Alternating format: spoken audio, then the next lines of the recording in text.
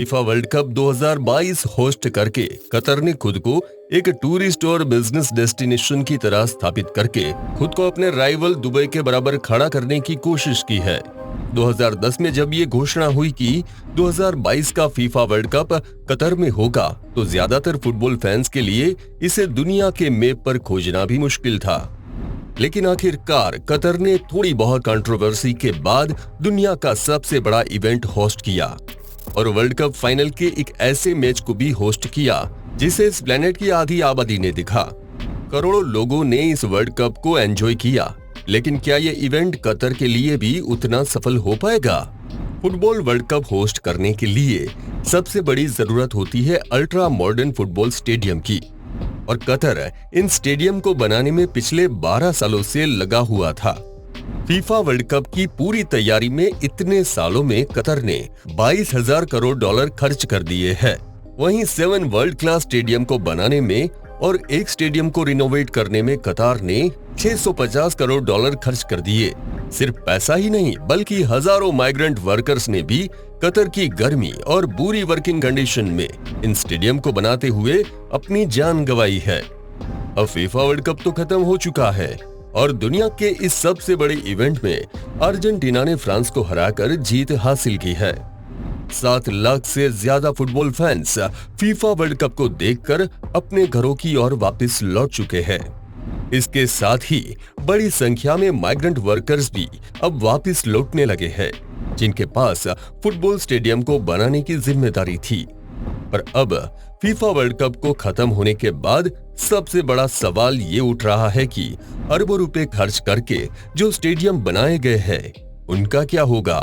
क्या उन स्टेडियम्स में फिर से कभी भी भीड़ नजर आएगी जो वर्ल्ड कप के दौरान दिखाई दी थी, या फिर ये स्टेडियम अब सुनसान नजर आएंगे? इन स्टेडियम को बनाने में जहां अरबों रुपए खर्च हुए हैं, वहीं इनके रखरखाव पर भी करोड़ों रुपए खर्च होंगे, क्योंकि इससे पहले भी यहाँ वर्ल्ड कप हुए उन देशों के लिए ये बड़े बड़े स्टेडियम एक बड़ी मुसीबत बन गए हैं। तो क्या कतर के ये 8 स्टेडियम भी उसके लिए सफेद हाथी साबित होंगे? जानेंगे इस सवाल का जवाब इस वीडियो में, तो इस वीडियो को लास्ट तक जरूर से देखें। पर उससे पहले अगर आपने अभी तक अजब गजब फैक्ट्स चैनल को सब्सक्राइब नहीं किया है, तो इसे सब्सक्राइब कर बेल आइकन को जरूर से दबा दे। बड़े बड़े स्पोर्ट्स इवेंट्स के दौरान अरबों रुपए खर्च करके बनाए गए स्टेडियम, जिन्हें सिर्फ जिंदा रखने के लिए करोड़ों खर्च करने पड़ते हैं, उन देशों की सरकारों पर एक बड़ा बोझ बन जाते हैं और इवेंट खत्म होने के बाद कभी भी उनका पूरा इस्तेमाल नहीं हो पाता। कतर के विशाल स्टेडियम के साथ भी क्या ऐसा ही होने वाला है, या कतर ने स्टेडियम को कैसे इस्तेमाल करना है इसकी प्लानिंग पहले से कर ली थी?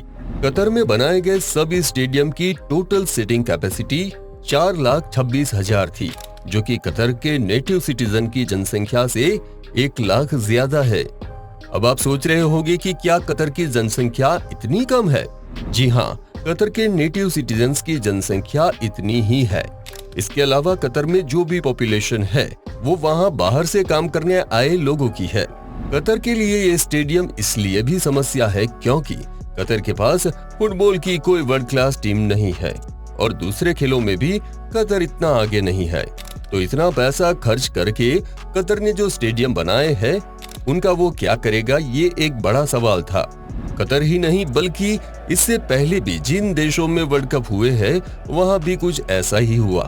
कतर से पहले रूस, ब्राजील और साउथ अफ्रीका में हुए वर्ल्ड कप को देखे तो वहां भी वर्ल्ड कप खत्म हो जाने के बाद स्टेडियम्स एक बड़ी समस्या बन गए थे। 2018 में रूस में वर्ल्ड कप के लिए 9 नए स्टेडियम्स बनाए थे और 3 स्टेडियम्स को अपग्रेड किया था, जिस पर रूस ने 16 बिलियन यूएस डॉलर्स खर्च किए थे। वर्ल्ड कप खत्म होने के बाद रूस ने स्टेडियम्स को डोमेस्टिक फुटबॉल टीम्स को रेंट पर देना शुरू कर दिया। रूस की सोच थी कि डोमेस्टिक टीम्स को किराए पर देने से इन फुटबॉल स्टेडियम्स की मेंटेनेंस कॉस्ट कवर हो जाएगी, लेकिन रूस का ये आइडिया पूरी तरह फ्लॉप हो गया, क्योंकि डोमेस्टिक फुटबॉल टीम्स इतने लोगों को स्टेडियम तक नहीं ला पाती थी, जिससे स्टेडियम्स की मेंटेनेंस कॉस्ट का कुछ हिस्सा भी निकल पाए। वर्ल्ड कप के हिसाब से बनाए गए इन स्टेडियम की कैपेसिटी बहुत ज्यादा थी, लेकिन डोमेस्टिक फुटबॉल टीम्स इस कैपेसिटी का 15% भी नहीं भर पाती थी, जिससे नाम मात्र की कमाई होती थी। इसी वजह से करोड़ों रुपए खर्च करके जो स्टेडियम्स बनाए गए थे, उनकी हालत खस्ता होती गई। बल्कि कुछ स्टेडियम्स पर तो रूस को बहुत ज्यादा पैसा उनकी मेंटेनेंस के लिए भी खर्च करना पड़ा। वर्ल्ड कप इवेंट खत्म होने के 1 साल के बाद ही रूस के कलिनिनग्राड स्टेडियम को बचाने के लिए रूस को $1 मिलियन खर्च करने पड़े। रूस के आम लोगों का मानना था कि इतना पैसा खर्च करने की बजाय स्टेडियम को उसी हालत में रहने देना चाहिए था। रूस के एक और स्टेडियम कजान अरेना की बात करें तो ये इकलौता ऐसा स्टेडियम है जो अपना मेंटेनेंस खर्च निकाल पा रहा है। इस स्टेडियम में फुटबॉल मैच खेले जाने के साथ साथ इसे एक मल्टीपर्पज स्टेडियम में बदल दिया गया है, जहां फुटबॉल मैचेस के साथ साथ फैशन शो, कार शो और बड़े बड़े कॉन्सर्ट भी करवाए जाते हैं। वहीं अगर बात करें ब्राजील की, तो 2014 की फीफा वर्ल्ड कप होस्ट करने के बाद वहां के स्टेडियम भी पूरी तरह बर्बाद हो गए और इन स्टेडियम्स के साथ ही बर्बाद हो गए करोड़ों रुपए। ब्राजील एक ऐसा देश है जहां फुटबॉल के फैंस भरे पड़े हैं, फिर भी वर्ल्ड कप के लिए बनाए गए स्टेडियम्स भी कभी फुल नहीं हो पाते थे। ब्राजील एक ऐसा गरीब देश भी है जहां की 25% आबादी अभी भी बहुत गरीब है। यहाँ के लोगों के आसपास अच्छा स्कूल और अस्पताल तो नहीं मिल पाया, लेकिन इनके आसपास वर्ल्ड क्लास स्टेडियम बना दिए गए, जो बाद में पैसे की बड़ी बर्बादी बन गए। 2014 को फीफा वर्ल्ड कप के बाद यहाँ के स्टेडियो नेशनल मैन गरिचा स्टेडियम को एक बस शेल्टर में तब्दील कर दिया गया। आपको ये जानकर हैरानी होगी कि ब्राजील का ये फुटबॉल स्टेडियम इंग्लैंड के वेम्बली और टोटेनहाम हॉटस्पर स्टेडियम के बाद दुनिया का तीसरा सबसे महंगा फुटबॉल स्टेडियम है। ब्राजील के दूसरे स्टेडियम की हालत भी कुछ ऐसी ही हुई। हालांकि ब्राजील ने रियो में 2016 के ओलंपिक को होस्ट किया था और इसके लिए उसने अपने कुछ स्टेडियम्स को इस्तेमाल किया था। साउथ अफ्रीका में भी वर्ल्ड कप के बाद स्टेडियम की हालत बहुत खराब रही थी। अब कतर जैसा छोटा देश इतने बड़े बड़े 8 स्टेडियम का क्या करेगा, ये एक बड़ा सवाल है। पर जैसा कि हमने आपको पहले बताया कि कतर इसकी प्लानिंग पहले से कर चुका था, तो कतर ने टेंट जैसे शेप वाले अलबायात स्टेडियम में एक 5 स्टार होटल, शॉपिंग सेंटर और हॉस्पिटल खोलने की प्लानिंग की है। इसी तरह यहाँ के अल थुमामा स्टेडियम में भी ये सब खोला जाएगा, लेकिन साथ ही इसमें स्पोर्ट्स इवेंट्स भी चलते रहेंगे।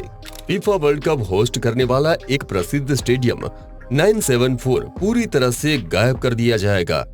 ये दुनिया का पहला ऐसा स्टेडियम है जो गरीब और ऐसे देशों के लिए वरदान साबित हो सकता है जो अरबों रुपए खर्च करके सफेद हाथी नहीं खड़ा करना चाहते। इस स्टेडियम को गिराया नहीं जाएगा, बल्कि इसे बड़ी ही डिफरेंट तरीके से गायब कर दिया जाएगा।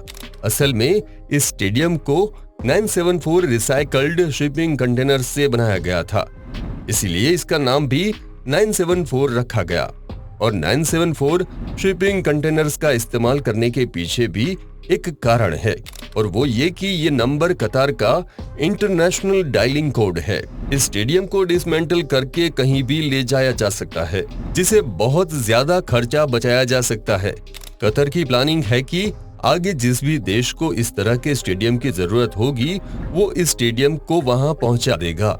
इसके अलावा कतर में जिन स्टेडियम में कुछ और नहीं किया जाएगा, उनकी कैपेसिटी को आधा कर दिया जाएगा और वहां लगी एक्स्ट्रा कुर्सियों को उन गरीब देशों को डोनेट कर दिया जाएगा जहां स्पोर्ट्स इंफ्रास्ट्रक्चर की कमी है।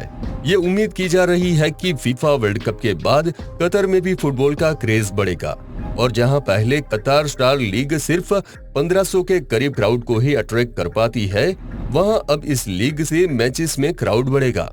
कतर के पास Paris Saint Germain soccer club है, जिसमें दुनिया के 2 बड़े खिलाड़ी मेसी और मबापे खेलते हैं। कतर का सिर्फ खलीफा इंटरनेशनल स्टेडियम ही एकमात्र ऐसा स्टेडियम रहेगा जो अपनी उसी स्थिति में रहेगा, और इसके पीछे का कारण है कि ये वही स्टेडियम है जिसे रिनोवेट किया गया था। इस स्टेडियम को कतर में अमीर शेख खलीफा इब्न हमद अल थनी ने 1976 में बनवाया था और इसे आजादी के तोहफे के रूप में वहां के लोगों को दिया गया था। यही वो स्टेडियम भी होगा जो भविष्य में बहुत से बड़े स्पोर्ट्स इवेंट्स को होस्ट कर सकता है, क्योंकि कतर आगे आने वाले समय में भी बहुत से स्पोर्ट्स इवेंट्स होस्ट करने जा रहा है। लेकिन तब तक वो इन पुराने स्टेडियम्स को किसी न किसी रूप में इस्तेमाल करेगा। कतर 2023 का एशियन फुटबॉल कप भी होस्ट करने जा रहा है, जो पहले चीन में होने वाला था, लेकिन चीन में कोविड के बढ़ते केसेस की वजह से इसे कतर में करवाए जाने का प्लान है। इसके साथ 2030 में कतर एशियन गेम्स को भी होस्ट करने जा रहा है। ये इवेंट ओलंपिक के जैसा ही एक इवेंट है, जिसमें कतर के कुछ स्टेडियम को फिर से नई जिंदगी मिल सकती है। यही नहीं, कतर 2036 के ओलंपिक गेम्स को होस्ट करने के लिए भी बिड करने जा रहा है। हालांकि कतर को आगे फुटबॉल के बड़े टूर्नामेंट की दावेदारी मिलेगी या नहीं, इस पर सवाल उठ रहे हैं, क्योंकि फीफा वर्ल्ड 2022 भी सवालों के घेरे में रहा। सबसे पहले तो जब 2010 में कतर को 2022 की दावेदारी मिली तो बहुत से सवाल उठे। कतर एक छोटा सा देश है जिसकी फुटबॉल टीम ने कभी वर्ल्ड कप के लिए क्वालिफाई ही नहीं किया, तो कैसे उसने अमेरिका, जापान और ऑस्ट्रेलिया को पीछे छोड़कर ये दावेदारी हासिल कर ली। कहा जा रहा है कि बड़े अधिकारियों को मोटी रकम देकर इसकी दावेदारी हासिल की गई थी। इसके अलावा बड़े बड़े स्टेडियम्स को बनाने के लिए प्रवासी मजदूरों को कम वेतन का मुद्दा भी बहुत तूल पकड़ा।